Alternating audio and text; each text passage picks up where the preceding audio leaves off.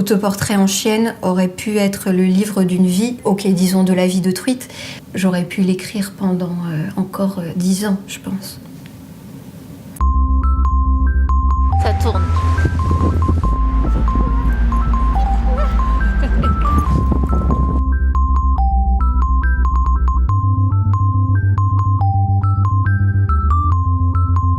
Tout ce que j'ai toujours fait était lié à ces éléments minimaux de mon quotidien. Mon corps, mon appartement, ma solitude. Et là, en fait, mon chien.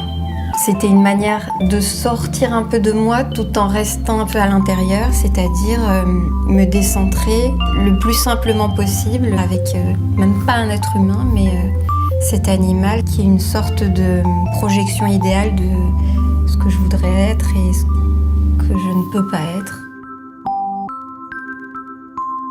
Comment entrer en contact avec les gens quand on n'est pas un chien? Et c'est beaucoup plus compliqué, parce qu'on ne peut pas faire ce que les chiens font, qu'ils sont adorables, spontanément. C'est une utopie, bien sûr, mais je lui envie la radicalité de son rapport au monde et la simplicité des rapports qu'elle entretient, du fait de son petit cerveau et de son animalité, qui font qu'on s'adapte à ce qu'elle propose sans arrêt. Je crois que c'est vraiment la frontière qui m'amuse entre fiction et réalité. C'est-à-dire de mettre en scène des bribes de réel dont on se demande, dont on n'arrive pas à trancher. Moi, je pense que c'est Ina Mihalage qui a écrit ce livre, mais pour des raisons de com et de marketing, il sera signé Solange. Je pense que les lecteurs pourront voir autre chose qui, pour moi, n'appartient qu'à Ina.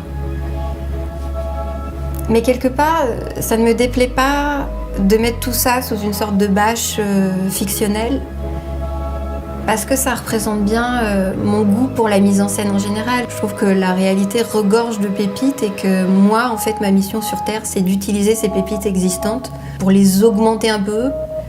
Mais inventer depuis zéro, je ne sais pas faire et ça ne m'intéresse pas. Quand Truite me regarde, aucun doute que j'existe pour elle. Je suis une chienne,